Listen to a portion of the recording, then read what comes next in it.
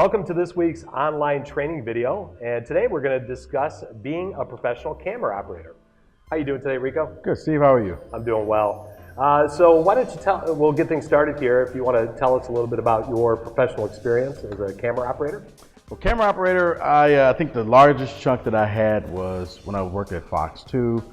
I was a camera operator and an editor there. Did that for about 14 years, but before then, I started off doing a lot of freelance stuff. I worked for Michigan State University in the marketing side of the university, where we made the commercials that you saw at halftime saying, "Come to Michigan State." So that was pretty cool. Oh, wow. And then also, like I said, I've also done freelance stuff and shooting commercials and PSAs, and I've even dabbled in doing weddings and all types of things like that. I remember a long time ago, I went out and invested in myself. I bought a camera, Canon XL1.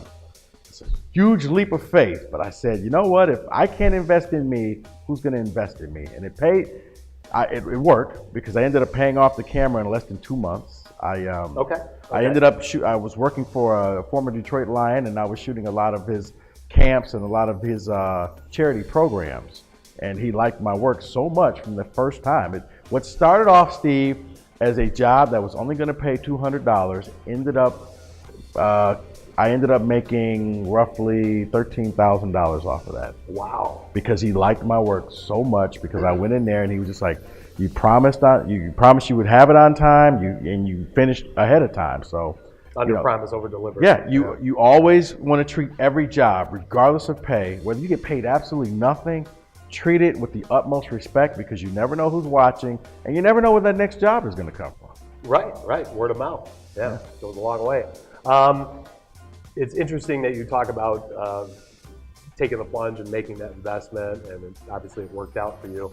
One thing that I think is important to tell our students here is that you don't necessarily have to own your own gear to get into this business and be a professional camera operator.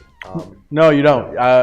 You could either rent the gear, or some places will provide the gear because they want all their different cameras to look uniform, or their production to look uniform. Correct. So you're going to use their equipment, their gear, their workflow, and do things their way, which is how I shoot weddings. I use their gear for weddings. But definitely, just like you, I also invested and bought a DSLR back in 2011, and shooting a couple weddings.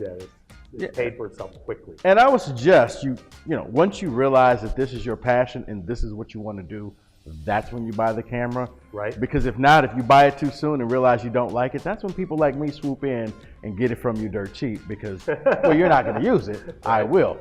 Right. But yeah, I mean, you use it for different things. And yeah, occasionally I'll have to, if I have a multiple camera shoot, kind of like with you have people who provide the cameras, I'll have to get an extra camera from here or there just to kind of make sure we have everything. But not quite the wedding professional like you are, Steve.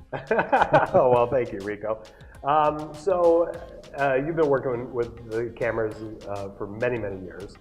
Can you tell us maybe like a quick war story, like something that maybe went wrong and you had to react quickly? Well, yeah. Save face? There's been a couple of times. But one, I would say you want to take the time to learn your camera. Every camera is just slightly off. They're not all uniform. So what I found out the hard way was I had a camera with a sensitive record button. So basically, I double clicked, meaning when I hit record, I actually ended up hitting it twice, and it started and stopped. Oh, no. So everything that I thought I was recording, I didn't get. And it just so happened to be, I think it was 2000 or 2001, and it was the big Michigan State game. It was the final play of the game, and TJ Duckett, the running back from Michigan State, catches the touchdown right in front of me. Great shot. It's a slow, I zoom out from the ball till you see hands, till you see him catching it, all the players celebrating. It was a great shot. He caught it right in front of me. I got back to the studio and checked the tape, and I have them walking up to the huddle, and I have the celebration, missed the play. And that's when I realized it takes 5 minutes to check your equipment and know exactly how everything works, because you don't want to find out in situations like that.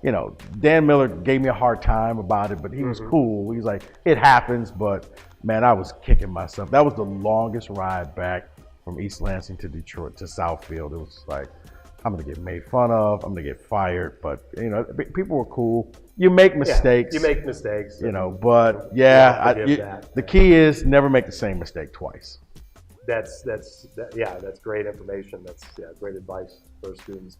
On that note, I would say that preparedness is key because you mentioned that, you know, knowing your gear, maybe, you know, doing some test shots the day prior and just, you know, being very comfortable with the camera. I can tell you I shoot a lot of weddings outside of school here on weekends, and when I used to shoot weddings, like sometimes I would be a little tired because I didn't have a restful night's sleep the night before.